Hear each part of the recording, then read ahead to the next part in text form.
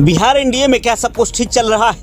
क्योंकि बीजेपी नेता अश्विनी चौबे ने जिस तरह से विधानसभा चुनाव एनडीए की अगुवाई में लड़ने की वकालत की है, वहीं अब नीतीश कुमार की पार्टी ने नीतीश कुमार के नेतृत्व में बिहार का विधानसभा चुनाव लड़ने का ऐलान कर दिया है, वो भी दिल्ली में आयोजित पार्टी कार्यकारिणी की बैठक में, जिसके बाद अब तनाव तेज हो गया है।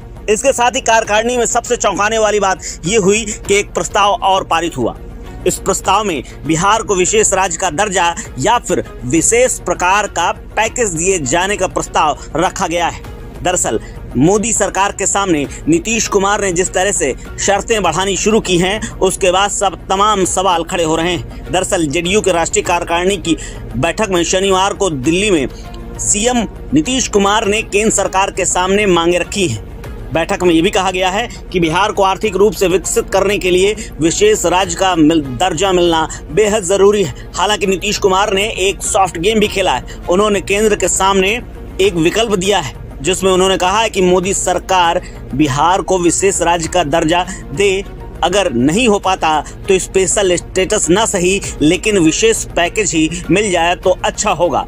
यानी विधानसभा चुनाव के लिए नीतीश कुमार ने बड़ा दांव चल दिया है। नीतीश ने केंद्र के सामने दो विकल्प क्यों रखे हैं, इसको लेकर राजनीतिक गलियारों में चर्चाओं का दौर तेज हो गया है। इसके अलावा तमाम तरह की चर्चाएं सोशल मीडिया पर भी चल रही हैं। जेडीयू की राष्ट्रीय कार्यकारिणी की बैठक में आज राज्यसभा सांसद संजय झा को नीतीश कुमार ने अपनी पार्टी का कार्यकारी अध्यक्ष बना दिया है। इससे पहले ललन सिंह अध्यक्ष हुआ करते थे, जिन्हें हटाया गया था और खुद कमान संभाल ली थी।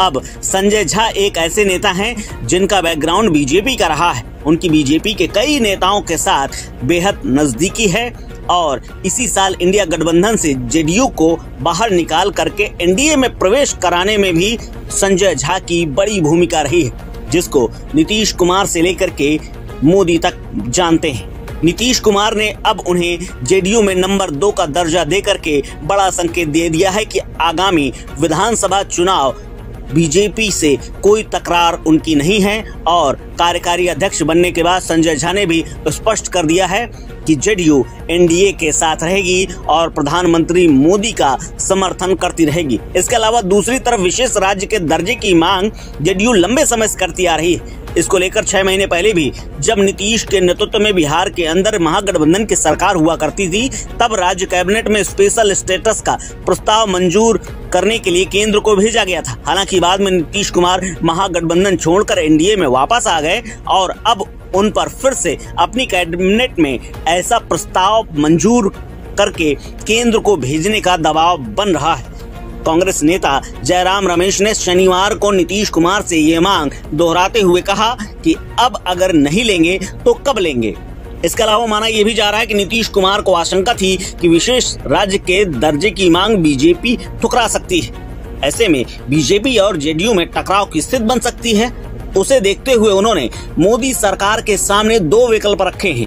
अगर स्पेशल स्टेटस नहीं देना है तो केंद्र में बिहार को विशेष पैकेज ही अगर मिल जाए तो बड़ी मेहरबानी होगी। इससे कई मौकों पर विशेष राज्य का दर्जा देने से इनकार कर चुकी मोदी सरकार के लिए भी अब आसानी होगी और एक सुगम रास्ता सामने है। वही विशेष पैकेज मिलता है तो जेडीयू भी खुलकर ये कह सकेगी कि उन्होंने केंद्र से अपनी मांग मनवा ली। साथ ही आगामी विधानसभा चुनाव में तमाम जनहित की योजनाएं ला सकती है।